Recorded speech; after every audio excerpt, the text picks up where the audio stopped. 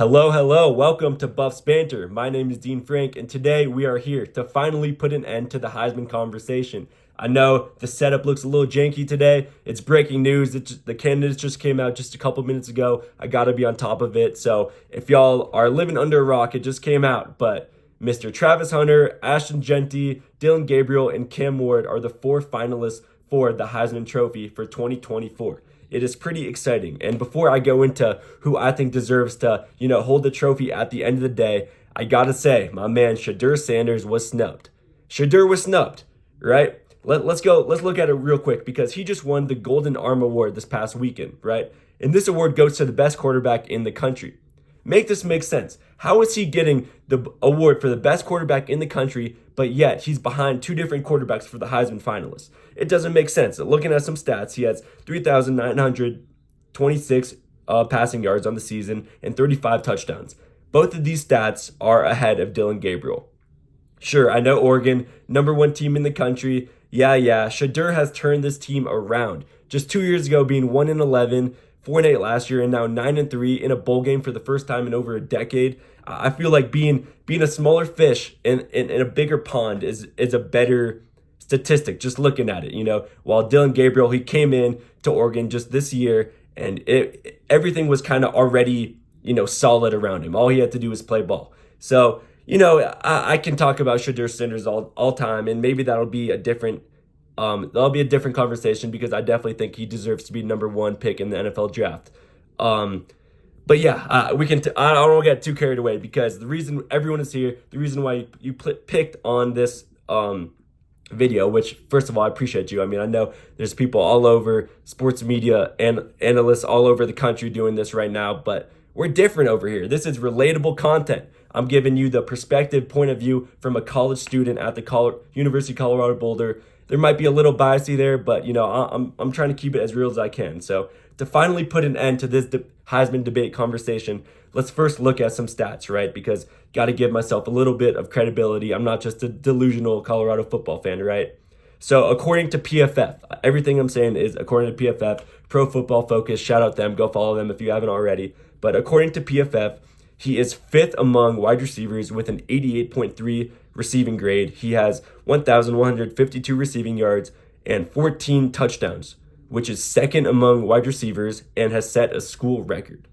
And that's not all, because if you don't know anything about Travis Hunter, let me tell you, because he plays both wide receiver and cornerback, and he plays both at the highest level. I'm saying right now he is a top 5 at both sides of the field. And that's just because I don't want y'all casuals out there just to be like, oh, he's biased. But there is a real debate that he is top 1 at both positions. But let's keep going with the stats. So we looked at wide receiver. Now looking at quarterback, he is first among cornerbacks with a 90.9 coverage grade. He has 4 interceptions and a forced fumble. And that forced fumble was to win that game in overtime against Baylor. Let me tell you that. But the 4 interceptions is pretty insane because he barely gets thrown at all. And when we're talking stats, sure, he doesn't have too many tackles. Sure, maybe you could have a little bit more interceptions to be the number one cornerback in the country. But he straight up doesn't get thrown to. I think there was like a 3-game scenario within the season. Like he did not get targeted once.